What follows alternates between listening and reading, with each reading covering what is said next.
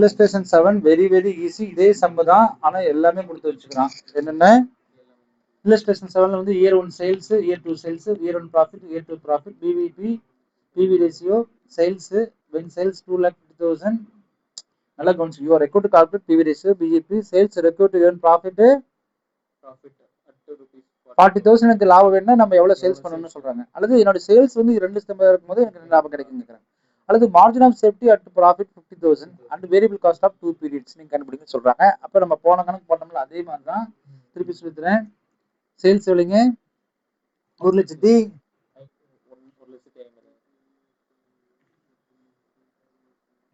2020 21 sales எவ்வளவுங்க? Sir 150 20ல 21ல 170. 1 வாட் இஸ் ப்ராஃபிட்ங்க? ப்ராஃபிட் 20ல 20,000, 21ல 25,000. அப்ப கண்டிப்பா 1,30,000 தான் என்னது காஸ்ட். இங்க 1,50,000 என்னது காஸ்டா இருக்கும். என்ன காஸ்டா இருக்கும்? Variable plus fixed plus variable இல்லைங்களா? சரி, இங்க ஃபிக்ஸட் காஸ்ட் எங்கேயாச்சும் கொடுத்துருக்கானா? கொடுக்கல. அப்ப எதை வச்சு நம்ம கண்டுபிடிப்போம்? ஃபிக்ஸட் காஸ்ட்டும் கொடுக்கல சார். நம்ம எப்படி சார் கண்டுபிடிக்கலாம்னா இந்த ஃபார்முலா யூட்டிலைஸ் பண்ண முடியாது. அப்ப நம்ம என்ன செஞ்சுக்கணும்? கான்ட்ரிபியூஷன் கண்டுபிடிச்சிக்கலாம். என்னங்க? அதாவது பிவி ரேஷியோ கண்டுபிடிச்சு நம்ம கான்ட்ரிபியூஷன் கண்டுபிடிக்கலாம். What is PV ratio? Contribution divided by sales into 100. இது யூஸ் பண்ணாம பண்ணக்கூடாது. Change in profit change in sales into 100. What is change in profit? 1,50,000 20,000 increase ஆகுது. அப்ப எவ்வளவு இன்க்ரீஸ் ஆகுது? ப்ராஃபிட் எவ்வளவு இன்க்ரீஸ் ஆகுதுன்னு பார்க்கணும். ப்ராஃபிட் எவ்வளவு இன்க்ரீஸ் ஆகுது சொல்லுங்க. 5,000. அப்ப 5,000. என்னங்க? சேல்ஸ் எவ்வளவு இன்க்ரீஸ் ஆகுது? 20,000. 25,000. 152 152 175 170. 70 தானா? கீழே 25,000 ரூபாயா? ஓகே, அப்போ வந்து 1,20,000 1,45,000 இல்லையா?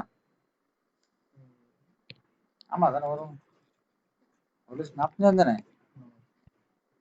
சரி, ஓகே. அப்ப 20,000 ரூபாய் இன்க்ரீஸ் ஆகுங்களா? எதுங்க? Sales into 100. அப்ப 5,000 டிவைடட் பை 20,000 இன்டு அப்ப எத்தனை பர்சன்டேஜுங்க?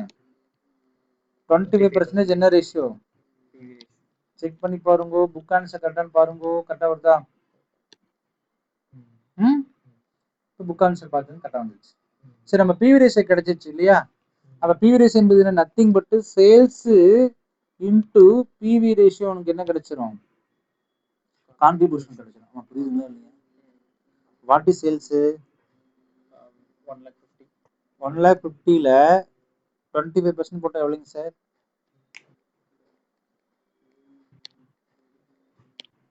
37,500.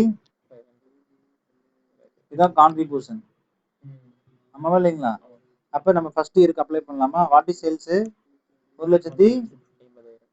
What is contribution? இது சேல்ஸ். வேரியபிள் காஸ்ட் தெரியாது, ஆனா கான்ட்ரிபியூஷன் எவ்வளவு செஞ்சுச்சு? 37,500.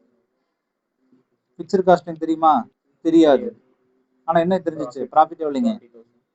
20,000. அப்ப கண்டிப்பா இது எவ்வளவு வந்திருக்கும்? 17,500 ரூபாய் என்ன வந்திருக்கும்? அப்ப இது என்ன வந்திருக்கும்? 1,50,000ல 37,500 லெஸ் பண்ணா உங்களுக்கு என்ன கிடைச்சிடும்? 1,12. அதுதான் வேரியபிள் காஸ்ட். கரெக்டுங்களா? செக் பண்ணி பாருங்க. வேரியபிள் காஸ்ட் சொல்லிருப்போம் பாருங்க கேட்ட கேள்விக்கு. இதுதான் ஆன்சர்.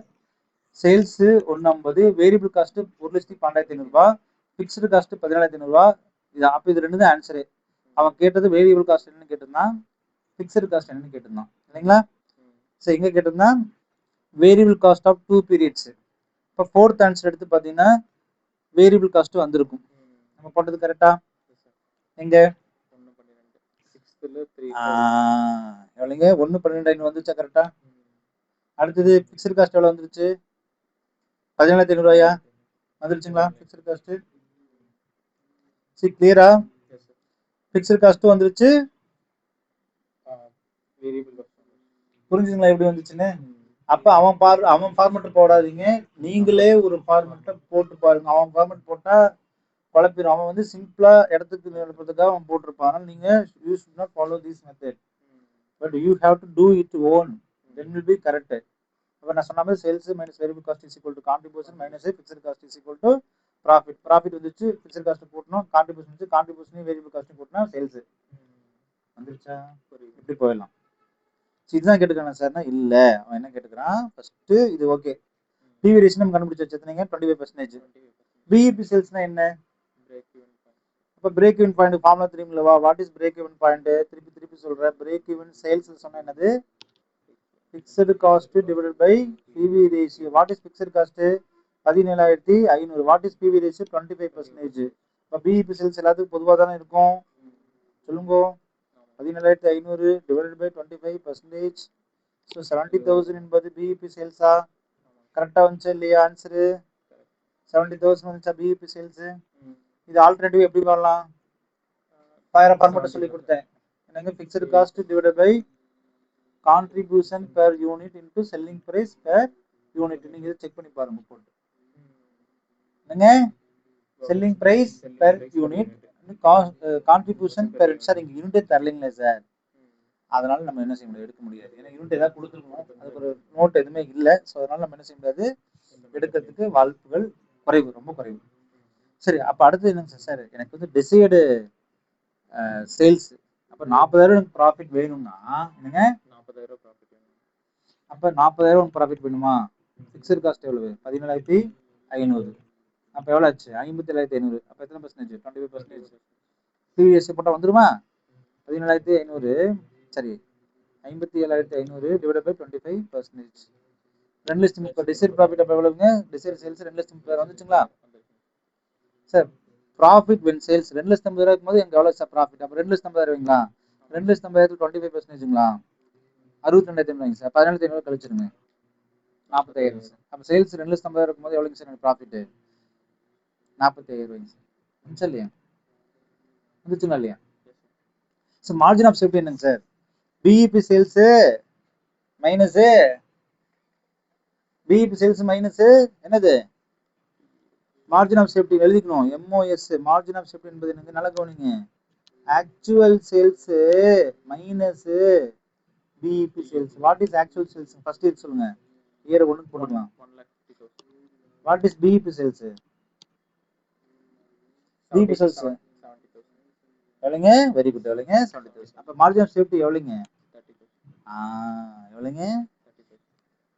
மார்ஜின் ஆஃப் சேஃப்டி 30,000 நீங்க கண்டுபிடிச்சிட்டீங்களா? பட் இங்க என்ன கேக்குறான்? Margin of safety at profit 50,000 வேணும்னு சொல்றான். என்னங்க?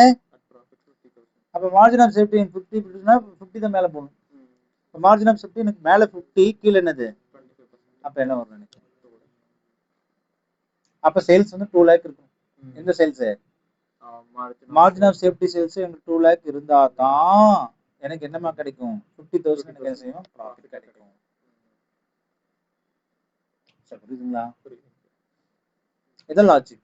இப்போ மார்ஜின் ஆஃப் சேஃப்டி என்பது தெரிஞ்சு போச்சு, ஃபார்முலா உங்களுக்கு சொல்லியும், பட்ஜெட்டட் சேல்ஸ் மைனஸ் ஆக்சுவல் சேல்ஸ்னு சொல்லியாச்சு. இப்போ வந்து மார்ஜின் ஆஃப் சேஃப்டி எனக்கு 50% வேணும்னா என்ன சொல்லலாம்? பிவி ரேஷியோ வேணும். ப்ராஃபிட்டோட போய் பிவி ரேஷியோ. அப்போ 2 லட்ச ரூபா என்ன செய்யணும்? சேல்ஸ் பண்ணா தான் எனக்கு என்ன செய்யணும்? மார்ஜின் ஆஃப் சேஃப்டி வரும். ஏன்னா செக் பண்ணி பார்க்கலாம். 2 லேக்குங்க சார், 25% சார், 50,000 சார், 17,500 சார், இது 32,500. இப்படிதான் வரும். ஆனா actual sales minus BP sales போட்டா உங்களுக்கு அந்த ப்ராஃபிட். அப்ப வந்து என்ன மார்ஜின் ஆஃப் சேஃப்டி எனக்கு என்ன செய்யும்? Margin of safety at the profit of 50,000. 50,000 எனக்கு வேணும் அப்படின்னா, ப்ராஃபிட்ல வேணும்னா எனக்கு என்ன சேல்ஸ் எவ்வளவு இருக்குன்னு தான் கேள்வி. PV sales contribution divided by sales into 100 தான் பிவி ரேஷியோ தான் கிட்டத்தட்ட. ஓகேவா? ஸோ இதான் 7வது சம்.